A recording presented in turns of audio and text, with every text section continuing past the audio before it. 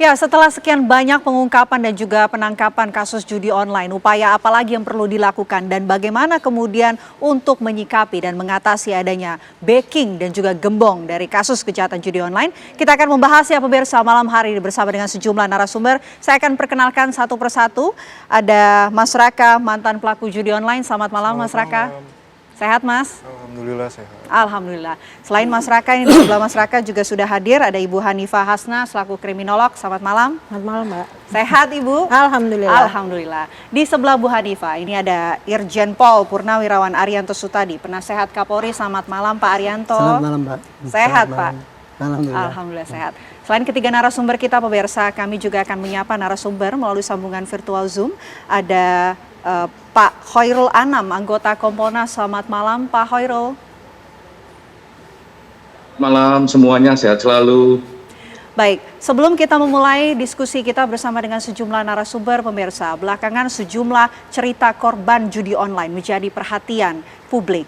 Beberapa saat lalu publik digegerkan dengan kasus poluan di Mojokerto, Jawa Timur, di mana pelaku ini nekat membawa suaminya yang diduga kecanduan judi online. Seorang poluan yakni Brigadir 1 membakar suaminya yang juga merupakan polisi, Brigadir 1 Dian Dwi Wicaksono, lantaran marah karena sang suami sering menghabiskan uang belanja untuk bermain judi online. Ya, ini adalah sederet kasus kecanduan judi online pemirsa. Selain itu juga ada kasus lainnya di mana ada Letda R, perwira keuangan atau Paku TNI AD dari Brigif Tribudi Maros, Sulawesi Selatan ditangkap karena menggelapkan uang persatuan sebesar 76 juta rupiah. Ia 876 juta rupiah. Ia nekat menilap uang kesatuan lantaran kecanduan judi online. Ya, kasus lainnya pemirsa, ini ada pegawai Bank Maluku cabang Namlea berinisial ES di Kabupaten Buru, Maluku nekat menggelapkan dana simpanan Bank Indonesia atau BI senilai 1,5 miliar rupiah untuk dipakai bermain judi online. ES menjalankan aksinya tanpa ketahuan selama 1 tahun terakhir dengan cara memalsukan laporan keuangan. Dugaan penggelapan dana yang dilakukan oleh pelaku ini terjadi sejak Desember 2022, di mana ES memanfaatkan posisinya sebagai penanggung jawab titipan BI di Bank Maluku cabang Namlea.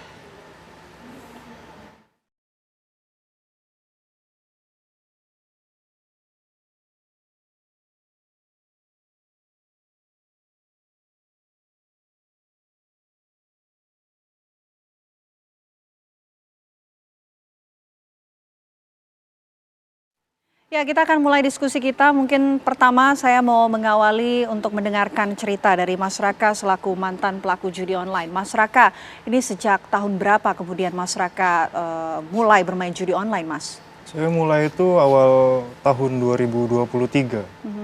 Awalnya tuh saya dari promosi-promosi di media sosial. Terus saya ditawarin sama teman juga. Nah, yang paling kuat itu emang ditawarin sama teman. Oke. Ini kan ditawarin ya, Mas. Cara kerja dari judi online sebetulnya seperti apa sih, Mas? Cara kerja itu kita jadi deposit uang ke sana. Kita main game. Sebenarnya kayak main game biasa. Oke. Kayak main game cuman dia menghasilkan.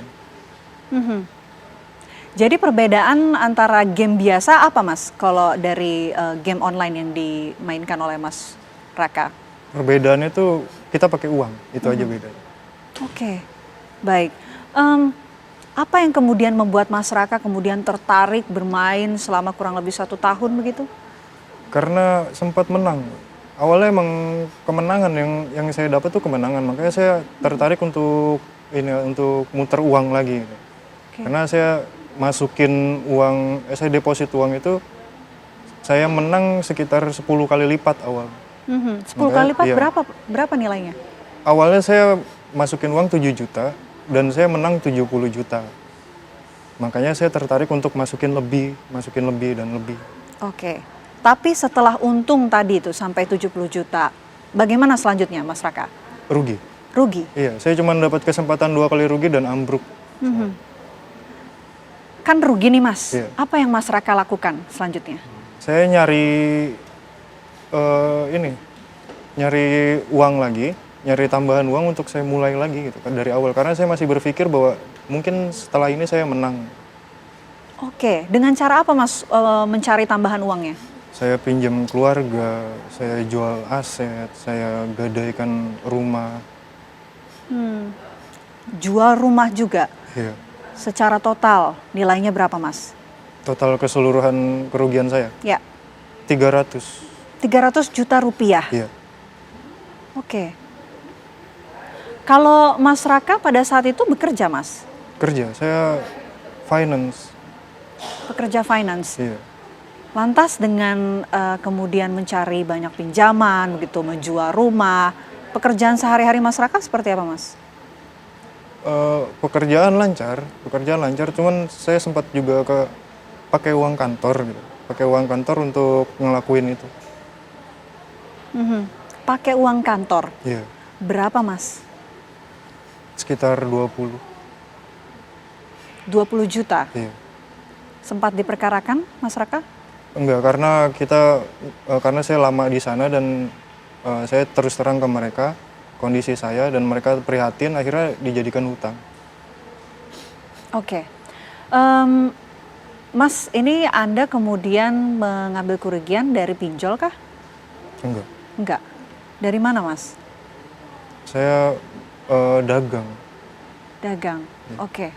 Kalau selain kemudian jual-jual rumah begitu, mencari pinjamannya didapatkan dari mana Mas? Dari keluarga. Dari keluarga keluarga. dan teman-teman. Kalau keluarga responnya seperti apa setelah Mas Raka ini minta untuk meminjam uang? Setelah awal pinjam uang sih mereka ngasih gitu. Cuman setelah saya tahu saya untuk judi, mereka marah. Mereka prihatin sama saya. Akhirnya saya nggak pernah dikasih pinjam lagi. Oke. Setelah terjerat judi online Mas Raka, apa yang kemudian Mas Raka alami? Saya berhenti dari kerja karena masalah itu. Saya ditinggalin calon istri saya. Akhirnya saya ambruk gitu. Saya stres. Oke. Lantas kemudian bagaimana Mas Raka bisa memutuskan untuk berhenti begitu, untuk nggak lanjut lagi nih main judi online? Titik balik saya waktu saya ditinggal sama calon istri saya. Karena saya mau nikah beberapa saat lagi. Saya ditinggal karena saya ketahuan judi online. Itu titik balik saya di situ. Makanya saya berhenti dari semua itu. Oke. Itu yang membuat Mas Raka berhenti. Iya. Tapi sampai saat ini Mas, itu berhenti tahun berapa Mas? 2023 akhir. 2023. Sampai saat ini masih tertarik gak Mas untuk main judi online lagi? Enggak. Karena saya akhirnya sadar bahwa itu semua ilusi. Emang apa sih Mas yang dirasakan begitu selama main judi online sampai gak sadar gitu? Untuk spesifiknya saya tuh main slot. Main slot itu dia perputaran perputaran mesin gitu, perputaran. Nah, dari putarannya itu seolah-olah kayak menghipnotis saya gitu. Untuk saya merasa nyaman di putaran itu. Oke, merasa nyaman dan kemudian terus-menerus meningkatkan nominal begitu ya Mas? Dan kecanduan. Ngerasa nyaman dan kecanduan. Kalau meningkatkan nominal itu karena obsesi. Jadi itu dua hal yang berbeda yang dialami oleh Mas Raka. Iya. Kalau teman dari Mas Raka, ini kan Mas Raka juga sempat ditawari ya oleh temannya Mas Raka ya? Iya. Ini bagaimana nasibnya Mas? Dia juga sama kayak saya. Dia ekonominya hancur, pekerjaannya hancur. Semuanya sama. Dan nyari semua yang ada di circle saya pada akhirnya seperti itu. Tapi dulu Mas Raka awalnya iseng nyoba-nyoba atau seperti apa Mas? Karena dapat pengaruh dari media sosial. Saya kan sering lihat selebgram endorse. Terus saya ngeliat di media sosial kayak Facebook itu mereka sering live nunjukin kemenangannya. Terus dari teman-teman saya juga gitu. Saya terpengaruh sama mereka. Jadi itu yang membuat Mas Raka tergiur begitu ya dengan adanya iklan di media sosial dari public figure begitu. Iya betul. Oke, lalu bagaimana kemudian Mas Raka bangkit Mas setelah keterpurukan bermain judi online? Ya pada akhirnya saya ngerasa itu semua salah, itu semua ilusi, saya terjebak sama ilusi itu dan saya maunya sekarang ngelakuin usaha yang real gitu. Karena nggak ada hasil yang baik itu diperoleh sama cara yang buruk. Buat saya slot itu buruk. Oke, tapi setelah berhenti main judi online, sulit nggak sih Mas untuk bangkit? Untuk recovery-nya sulit Mbak, terutama Apa yang mental. membuat sulit? Terutama di mental gitu. Karena kan saya terpuruk itu meninggalkan banyak hutang. Gitu. Oke, hutangnya sampai saat ini masih ada? Masih masyarakat? berjalan. Berapa Mas? Sekarang baru terbayar setengahnya dari 300 itu. 300 juta baru kurang lebih 150 juta.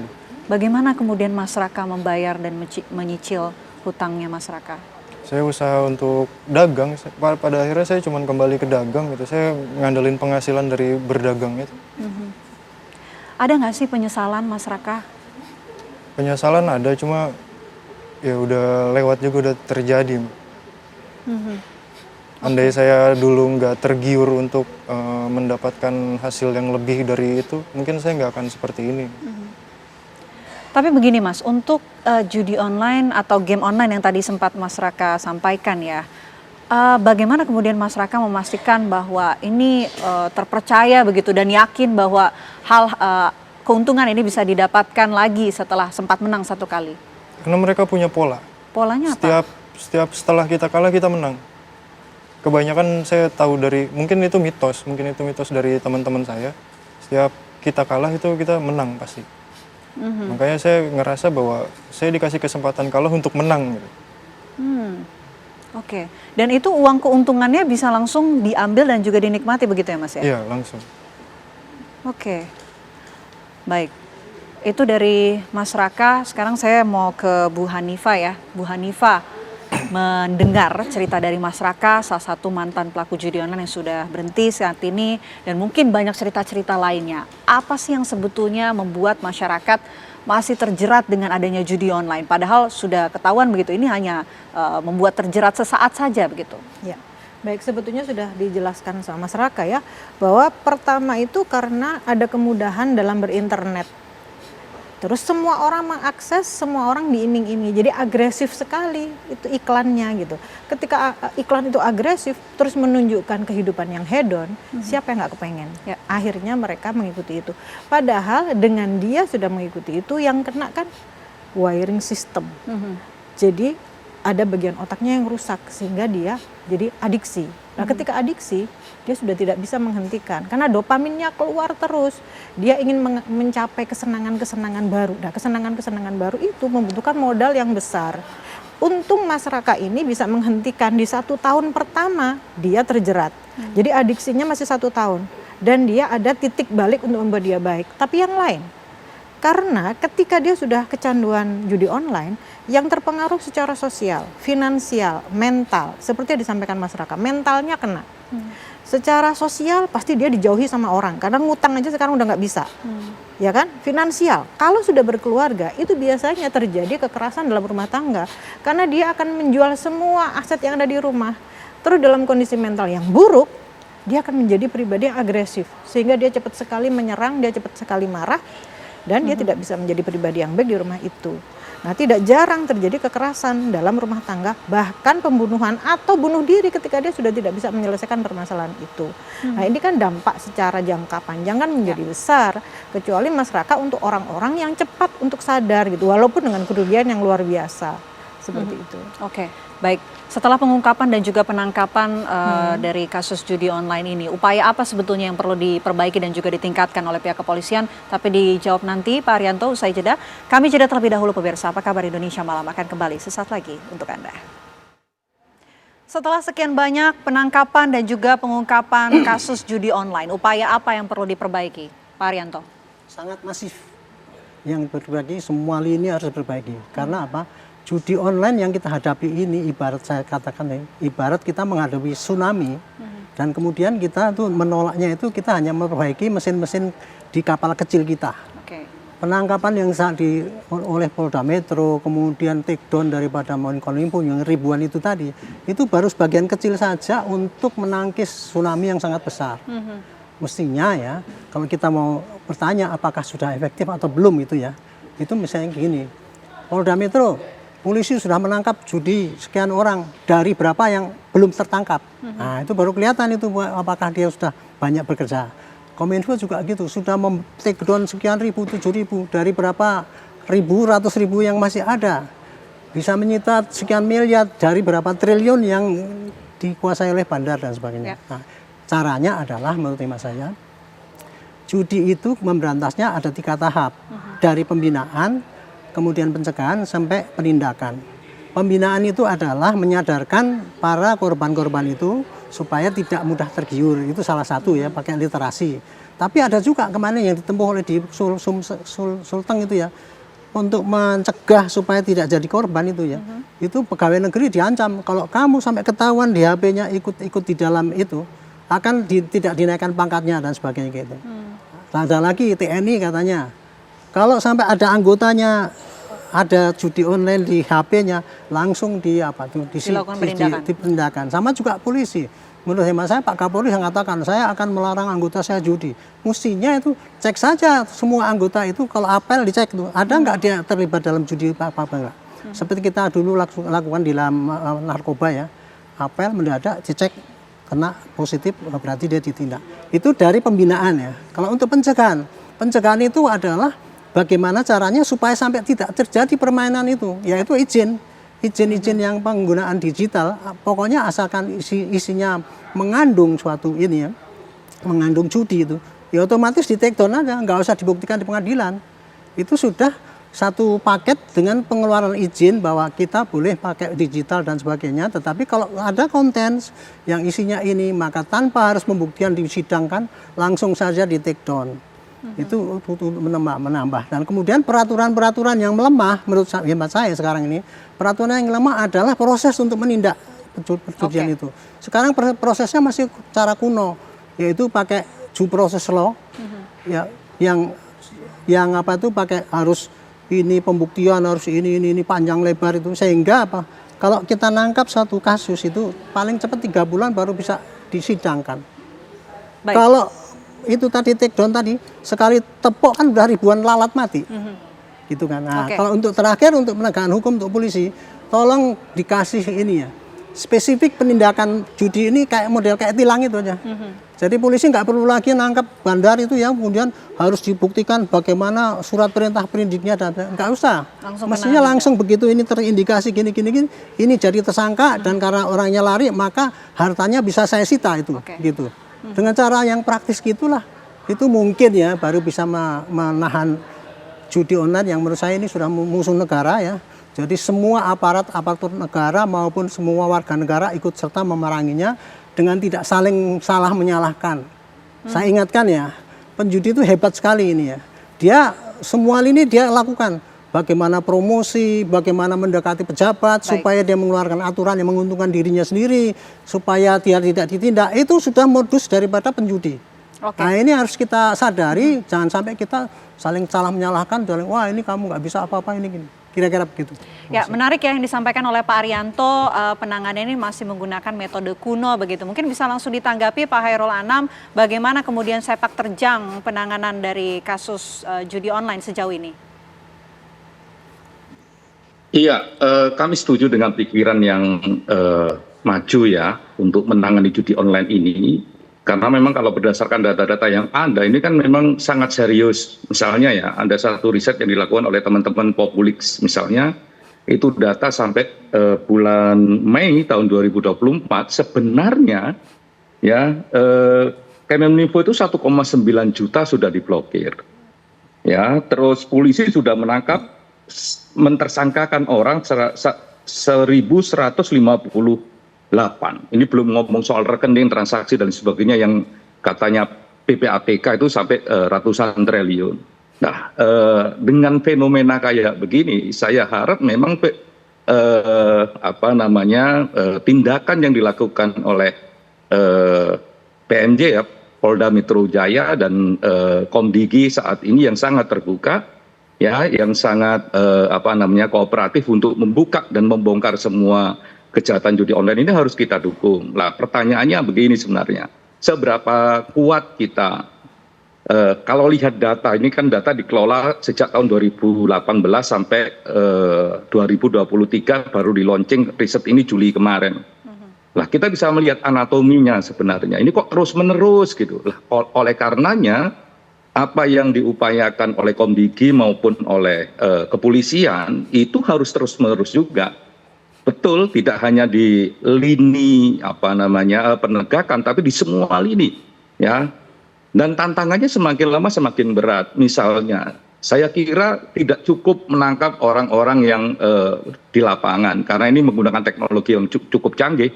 Misalnya salah satu modusnya adalah dengan AI, ya. Teknologi itu meng-create orang-orang populer dan sebagainya untuk mempromosikan judi tersebut. Nah, siapa yang membuat itu ya harus juga dibongkar. Sehingga pembongkaran kasus ini tidak hanya berhenti kepada pelaku-pelaku yang kasat mata terlihat, tapi juga orang-orang yang juga bisa menguasai teknologi. Saya kira kita semua masyarakat pasti mendukungnya. Apalagi sekarang ya Pak Kapolri juga sangat serius, terus Bu Menteri juga sangat serius untuk ini. Nah, angka-angka yang tadi saya sebutkan 1,9 juta sudah diblokir, tapi tetap aja sekarang juga masih ada. 1.000 sekian orang juga sudah jadi tersangka, tetap saja ini masih ada. Ini menandakan memang kita harus jauh-jauh lebih serius. Oleh karenanya anatomi kejahatan ya harus juga dibuka. Makanya tidak cukup dengan yang kelihatan di depan mata gitu, yang tidak hanya kelihatan di layar saja, tapi yang di balik layar juga harus disentuh. Dalam konteks penegakan hukum, dalam konteks yang lain saya sangat setuju dengan Pak Arianto. Ini pekerjaan kita semua, ya pekerjaan kita semua, penyadaran, mengajak seluruh masyarakat untuk memerangi judi online ini gitu. Karena kalau berdasarkan riset tersebut itu juga bahkan anak SD pun juga tersentuh gitu dengan metode game dan lain sebagainya. Tidak hanya orang dewasa, tapi anak-anak, apalagi angka, kalau tadi di intro tadi ada kekerasan dan lain sebagainya, angka akibat judi ini juga perceraian banyak, kekerasan banyak dan sebagainya.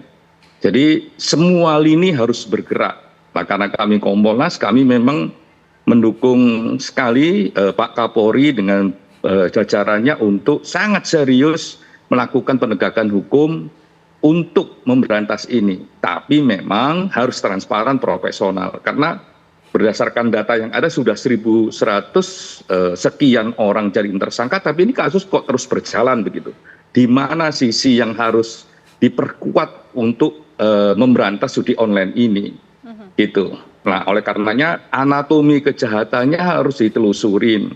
Siapa yang menggunakan teknologi dan sebagainya.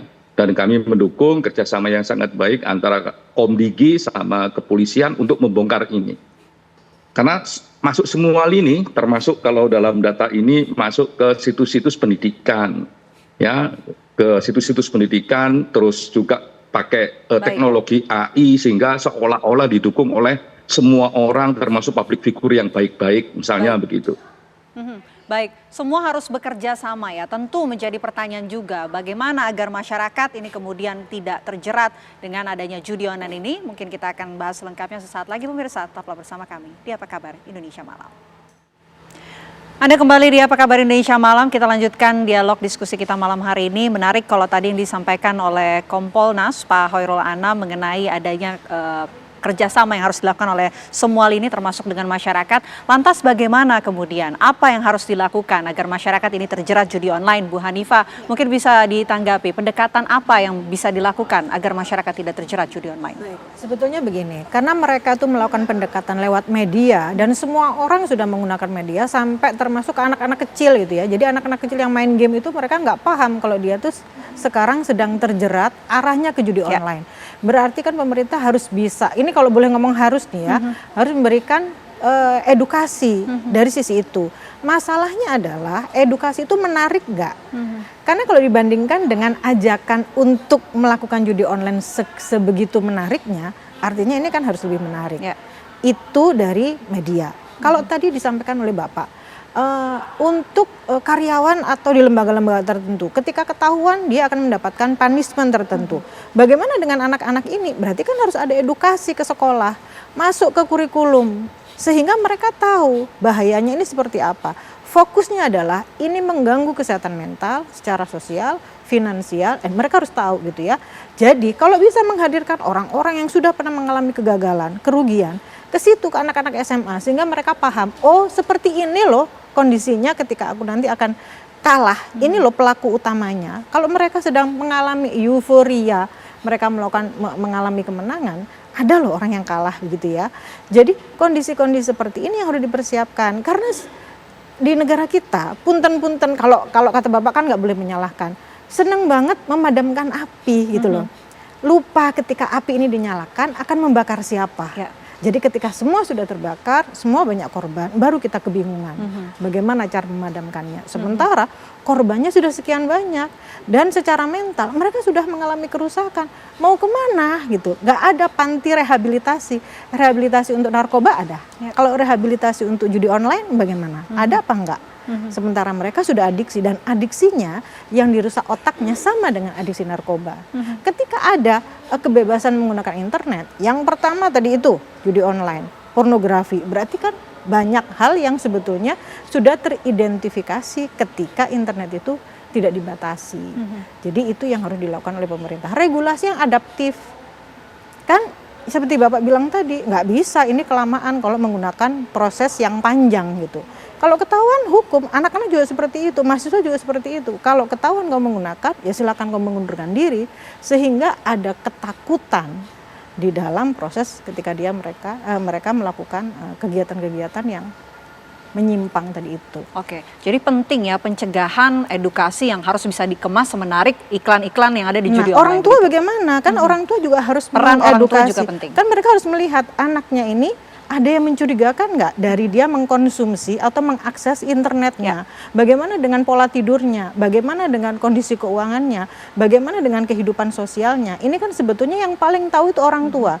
Sehingga edukasi ini harus turun sampai ke orang tua gitu ya. Karena kita tidak bisa menyalahkan pemerintah, walaupun kita merasa bahwa judi online ini adalah korban dari regulasi pemerintah seperti itu ya. Tapi bagaimana, kan kerjasamanya harus ke semua pihak sampai ke paling dasar yaitu keluarga. Mas Raka, sebagai orang yang pernah terjerat judi online juga, apakah sampai saat ini Anda membatasi penggunaan gadget? Tidak. Apakah itu berpengaruh, Mas, untuk kemudian pemulihan begitu, untuk bisa bangkit dari jeratan judi online kemarin? Enggak sih, saya ngerasanya yang bikin saya untuk bangkit itu teguran dari Tuhan sendiri. Makanya saya pikir judi itu ibarat hujan. Mas Raka, boleh dikencangkan sedikit suaranya? Iya, judi itu ibarat hujan. Jadi harus ada yang menciptakan payung gitu untuk kita ngelewatin itu. Karena saya pikir dari pribadi sendiri, saya awalnya nggak ngerasa bahwa itu jebakan. Setelah ada yang menegur gitu. Andai saat itu saya ada yang negur atau ada yang mengingatkan atau membatasi, mungkin saya nggak akan sampai terjerumus sedalam ini. Waktu itu kan keluarga sempat marah ya setelah mengetahui kalau Mas Raka terjerat judi online begitu. Sempat diingatkan nggak oleh keluarga? Sempat Apa yang diingatkan. dikatakan, Mas? Mereka bilang itu ilusi, kamu nggak akan pernah dapat apa-apa dari situ. Dan pada akhirnya benar terbukti, saya nggak akan pernah dapat apa-apa dari situ. Pada saat itu Mas Raka sempat mendengarkah kemudian yang disampaikan oleh keluarga? Ya, salah satunya selain saya gagal itu, yang bikin saya berhenti itu karena keluarga, dukungan keluarga. Marahnya mereka ke saya karena judi. Tapi yang paling sulit, Mas, untuk kemudian bangkit dari jeratan judi online berdasarkan pengalaman Mas Raka apa, Mas? Saya paling sulit itu untuk recovery mental saya, mental, karena benturan, karena kan dari finansial itu ke kesehatan mental saya. Jadi sebenarnya finansial itu bisa diusahakan, tapi karena kita jatuh sejatuh-jatuhnya saat itu, mental kita kena. Jadi kita nggak ngelihat bahwa ada peluang lain untuk mengusahakan keterpurukan finansial itu.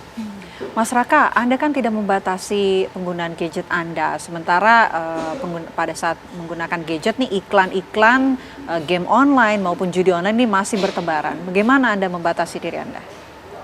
Dari niat pribadi itu, karena saya udah bilang untuk tidak memulai lagi ya, saya nggak mulai lagi. Oke, jadi lebih ke komitmen Iya, dalam diri komitmen. Anda sendiri begitu? Iya betul. Oke, baik. Itu dari masyarakat. Sekarang saya mau bicara mengenai penanganan yang selanjutnya harus dilakukan. Pak Arianto, tadi juga sudah disinggung oleh Pak Khairul Anam mengenai adanya backing, kemudian gembong, cukong-cukong begitu. Bagaimana kemudian untuk mengatasi dan juga menyikapi adanya gembong sampai dengan backing dari judi Cara online? mengatasinya harus disadari, tahu persis ya, bahwa modus operandi daripada penjudi, ya, penyelenggara judi, itu pasti dia akan mempengaruhi siapapun yang mempunyai kewenangan meredam dia punya kegiatan. Misalnya kewenangan memblokir, kewenangan untuk menangkap, kewenangan untuk menindak dan sebagainya. Itu si penjudi udah pasti pasang strategi. Makanya itu harus disertai dengan kesadaran kita bagaimana kalau kita memberikan kewenangan itu harus disertai dengan pengawasan.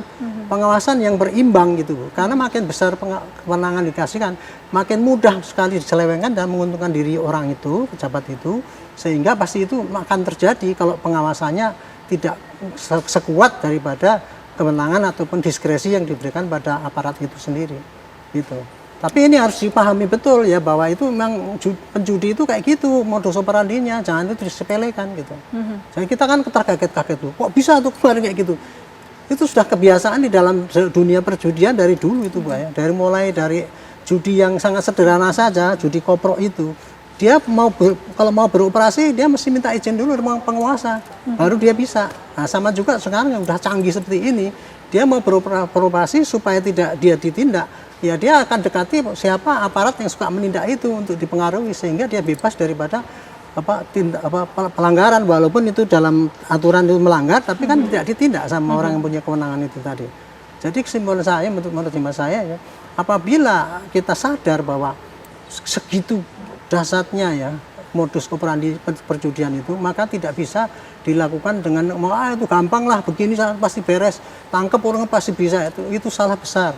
Itulah yang dicari-cari oleh si penjudi itu supaya dia terbebas daripada suatu tekanan yang sangat kuat sehingga dia bisa kalah gitu.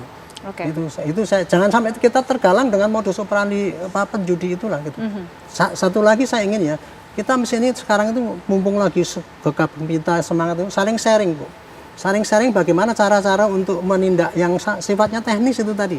Itu tadi untuk menyadarkan korban kan ibu tadi menyarankan ya Bu, pendidikan pada anak gitu. Anak kan susah itu. Harus ada tekanan seperti tadi yang sipil yang di Sulteng itu tadi, tekanannya dari luar adalah kalau kamu ikut kamu saya cabut nggak dinaikkan pangkatnya. Kalau di polisi kalau kamu tak periksa ininya ada, kamu langsung tak turunkan pangkatnya. Misalnya itu ada sanksi-sanksi seperti itu begitu. Sanksi kontan gitu. Jadi itu ada efek deterannya. Oke. Gitu. Handphonenya diperiksa begitu Pak? Iya. Kalau narkoba dulu saya sering apel mendadak, panggil semua, periksa urin, terlibat langsung ini. Ini mestinya kayak gitu juga. Apel periksa mendadak, handphonenya kan semua orang pegang handphone sekarang. Ada situs judi di situ, kamu ada kan, udah kamu diskors apa gitu. Otomatis orang nggak akan, kalau sudah nggak ada judi di headsetnya dia, itu paling tidak kan mengurangi orang banyak kan. Itu kira-kira kayak gitu untuk pembinaan yang kepada para korban itu. Tapi kalau udah aparat harus pengawasan dan sekali ketahuan langsung copot. Misalnya ada polisi backing judi, udah langsung pecat aja, nggak usah disidang. Kalau ada sidang kode etik bisa itu langsung dicopot, nggak usah disidang di itu. Contohnya seperti itu. Gitu. Barangkali itu bisa spektakuler menghadapi tsunami itu tadi. Baik, mungkin bisa ditanggapi usai jeda Pak Khairul Anam. Ini di catatan disampaikan adalah pengawasan begitu yang penting dilakukan, harus langsung diberantas dengan cara diberikan sanksi tegas. Kami jeda terlebih dahulu pemirsa, usai jeda kami kembali.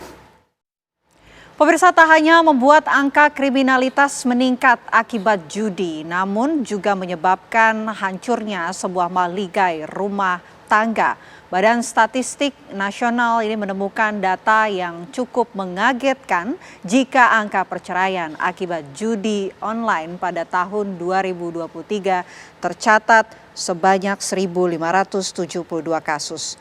Ini berdasarkan hasil putusan sidang yang dibacakan oleh hakim di berbagai daerah di tanah air.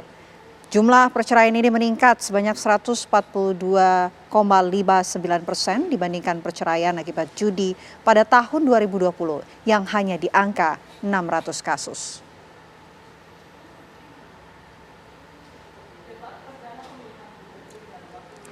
Bu Hanifah, mungkin ditanggapi terlebih dahulu mengenai data yang sudah tadi kita sampaikan. Ya. Karena sebetulnya akibat judi online ini kan yang terpengaruh tadi itu secara sosial, mental, sama finansial gitu ya. Jadi secara finansial itu kalau dalam sebuah keluarga pastinya akan merusak tatanan dari keluarga tadi itu yang sebetulnya dipakai untuk bayar sekolah, dipakai untuk membiayai keluarga, akhirnya tidak ada. Nah selain itu agresi tadi karena kemarahan, kena mentalnya tadi itu, sehingga melakukan kekerasan. Dan tidak hanya itu, mereka pasti akan melakukan kejahatan-kejahatan yang lain, manipulasi uang, pinjaman online. Ini kan saudara kembar ya antara judi online dan pinjaman online. Ya. Jadi ketika saudara kembar itu sudah mulai masuk, sudah mulai dipakai oleh seseorang, sudah habislah riwayatnya gitu. Sehingga tekanan mentalnya yang semakin tinggi membuat agresivitasnya semakin tinggi. Pencurian pasti akan banyak terjadi gitu. Yang seperti yang Mas lakukan tadi itu menjual semua aset. Ini kan pasti merugikan pasangan. Jadi tidaklah sesuatu yang mungkin sekali gitu ya ketika perceraian itu terjadi, karena siapa yang mau dengan keluarga yang seperti itu. Nah ketika seorang kepala keluarga nyatanya tidak berfungsi sebagai kepala keluarga, bagaimana dengan anaknya gitu, karena dia tidak punya kehormatan diri, dia tidak punya fungsi sebagai pendidik, anaknya akan menjadi seperti apa? Nah ini akan melahirkan anak-anak yang delinkuent, anak-anak yang tidak terurus karena bapaknya pun tidak bisa mengedukasi dengan baik. Nah yang seperti ini yang harus kita cermati, sehingga kita harus memberikan edukasi terhadap masyarakat sampai sekecil-kecilnya, sampai di pemerintahan yang paling kelompok masyarakat yang paling bawah untuk menghindari itu semua. Edukasi penting itu dari Bu Hanifah. Saya mau kembali ke Pak Hairul Anam. Pak Hairul Anam silakan ditanggapi sekaligus memberikan pernyataan penutup. Iya, kita harus kerja bersama-sama ya, tapi tidak cukup bersama-sama, tapi harus dilakukan secara sistematis. Dan saya sangat setuju sekali dalam konteks penegakan hukum, semua lini harus bergerak ya, mulai sanksi yang paling sederhana tadi kayak Pak Arianto misalnya ngecek HP dan sebagainya, semua anggota kepolisian atau instansi yang lain sampai soal backing dan membackingin. Lah jantungnya memang soal transparansi dan profesionalitas oleh aparat penegak hukum. Karena memang tanpa ada profesionalitas dan akuntabilitas, transparansi, ya ini nggak bergerak-gerak gitu ya. Soalnya kalau catatan sebelumnya itu sudah ada 1.150 sekian tersangka, tapi kok ini terus gitu loh. Ya. Nah ini kan berarti memang menjadi tantangan kita bersama. Lah memang karena ini pakai online ya, perkembangannya juga sangat cepat. Improvisasi mereka sangat cepat. Oleh karenanya saya sangat setuju dibutuhkan satu terobosan-terobosan guna menangani ini. Jangan pernah lelah melawan judi online, ya. Jangan pernah mau kalah dengan mereka. Improvisasi dan sebagainya guna melawan mereka, ya, melindungi masyarakat kita jadi sangat penting. Lah, oleh karenanya karena kami fokus kepada kepolisian, ya kepolisian memang kita tuntut untuk memang profesional ya, transparan, dan ini memang kebijakan Pak Kapolri. Kemarin malam juga ketemu, beliau juga menjelaskan begitu. Nah oleh karenanya jangan kasih kendor untuk melawan judi online ini gitu. Termasuk juga siapapun yang terlibat, termasuk juga yang membuat teknologinya, karena memang dia bisa merangsek kemanapun ya, promosinya itu merangsek ke semua lini ya, mau pakai game, mau ke situs pemerintah, mau ke situs pendidikan, termasuk juga pakai teknologi AI, menggunakan profil-profil orang yang baik, terus seolah-olah dia ikut mempromosikan jual ini dan sebagainya. Itu juga harus diselesaikan. Jadi tidak hanya yang terlihat di situsnya ya, kayak pembuat TikTok itu kan memang terlihat, tapi juga siapapun yang dibalik itu. Karena ini memang kebutuhan kita bersama menyelamatkan masa depan negara kita. Jangan Gitu. kasih. Dan Pak Kapolri, Baik. Komdiki setuju. Jangan kasih kendor. Jangan kasih kendor. Itu dari Pak Hairul Anam. Sekarang saya mau ke Mas Raka. Mas Raka, apa yang bisa Anda sampaikan kepada masyarakat di luar sana agar tidak terjerat judi online? Saya rasa dari pengalaman saya pribadi, judi itu merusak, judi itu merugikan. Kita udah tahu semuanya judi itu bentuknya seperti apa, promosinya bagaimana, kita udah tahu. Tinggal kita hindari karena udah banyak bukti bahwa judi itu merusak gitu. Pengalaman saya pribadi, ya nggak ada cara lain untuk ngatasin itu kecuali komitmen di diri pribadi. Oke, jadi komitmen masing-masing masyarakat itu penting ya Mas, Iya, untuk penting tidak sekali. terjerat dan juga terbebas dari jeratan judi Iya. online. Pak Arianto. Ya, terima kasih kepada para korban ya. Saya ingin menyampaikan judi online itu adalah semacam permainan komputer yang diatur kemenangannya oleh bandar. Jadi tidak akan mungkin akan menguntungkan orang banyak, tapi pasti akan merugikan orang banyak. Kalau satu orang menang itu hanya karena dimenangkan oleh bandar. Satu. Yang kedua, mumpung Pak Prabowo ini lagi menggebu-gebu, marilah kita manfaatkan bersama-sama memberantas judi ini yang selama ini kita pesimis kan. Ini pasti bisa, tapi dengan catatan kita harus tahu caranya. Nah, caranya yang baik itu tadi sudah kita diskusikan di sini. Saya ingin menekankan pemerintah sebaiknya di segi pencegahan dan pembinaan itu dikerjakan perubahan aturan-aturan yang melarang judi online, karena itu ibarat satu kali tepuk 1000 lalat mati. Tapi kalau kita nangkep tersangkanya itu satu kali tepuk hanya 4 orang yang mati lalatnya gitu. Jadi saya kira itu ya, mudah-mudahan dengan semangat yang tinggi ini kita bersama-sama bisa memberantas judi dengan saling tidak salah menyalahkan. Termasuk jangan pandang bulu ya Pak? Ya, kalau menindak itu nggak pandang bulu. Gitu. Kalau pandang bulu itu artinya kan kolusi. Nah, tidak harus ada pengawasan yang kuat supaya tidak kolusi itu tadi. Gitu. Oke, baik. Kalau kasus-kasus artis Pak yang sampai saat ini juga terjerat judi online, analisa Anda seperti apa? Ya, itulah tadi. Artis-artis itu kan dia tidak sadar bahwa dia itu diperalat oleh para penjudi. Para penjudi itu kan sejahat-jahatnya orang kan. Ya. Memiskinkan rakyat Indonesia, merusak mental dan itu dan sebagainya. Artis-artis itu kan dia kan tidak sadar bahwa dengan keterangannya itu dia akan sangat efektif sekali dipakai oleh itu. Dan kalau dia terlibat, kalau bagi saya itu udah langsung aja di take down, kemudian dia dipanggil, dikasih ini loh artis ini terlibat gini dan sebagainya. Kemudian dia nggak boleh misalkan nanti manggung di mana lagi gitu.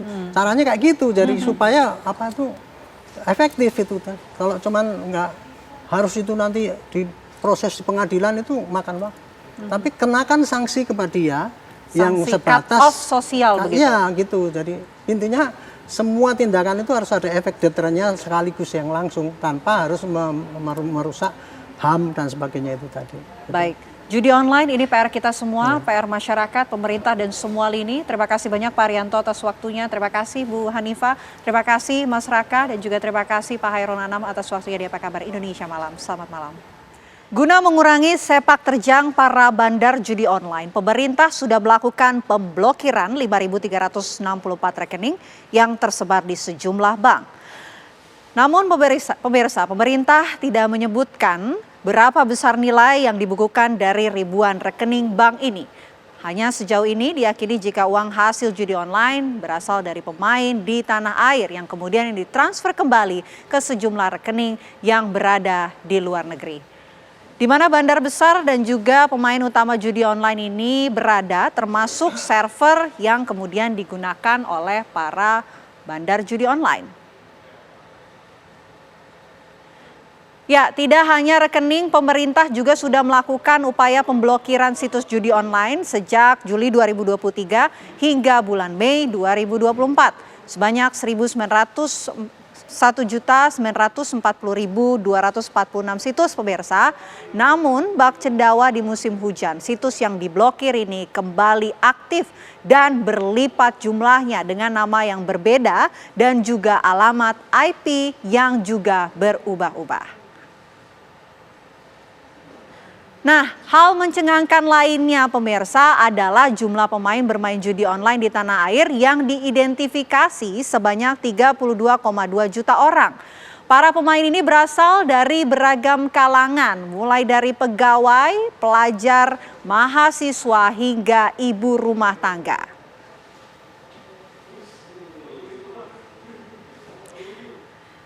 Dan yang mencengangkan lagi pemirsa, 3,2 juta pemain diantaranya ini bermain di atas Rp100.000. Jadi bisa Anda bayangkan pemirsa, ada sebanyak 3,2 juta pemain ini kemudian bermain judi online dengan nominal Rp100.000.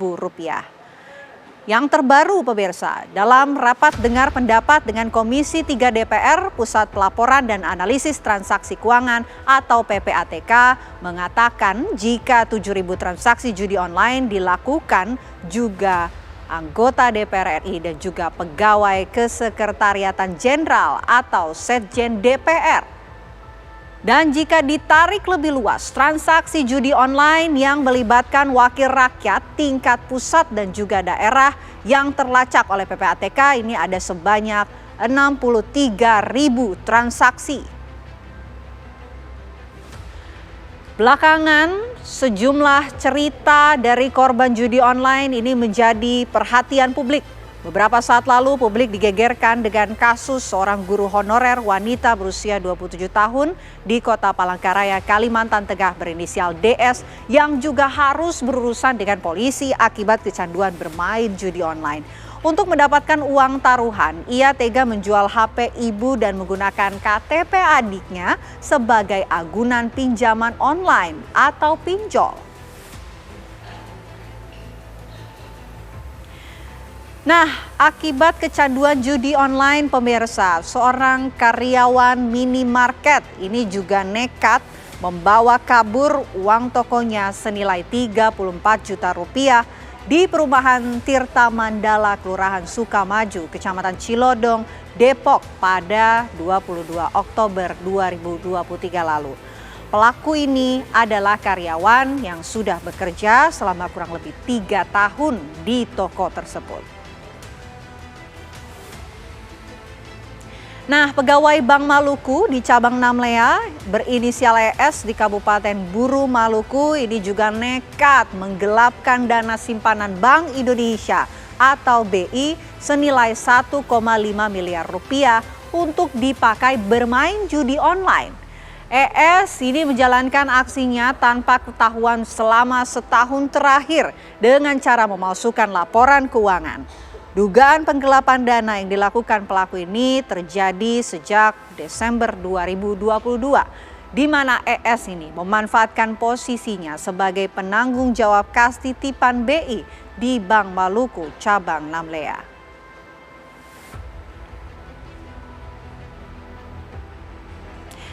Ya, itu dia tadi pemirsa deretan kasus kecanduan judi online yang sudah kami hadirkan untuk Anda. Kami masih akan kembali usai jeda, tetaplah bersama kami di Apa Kabar Indonesia Malam.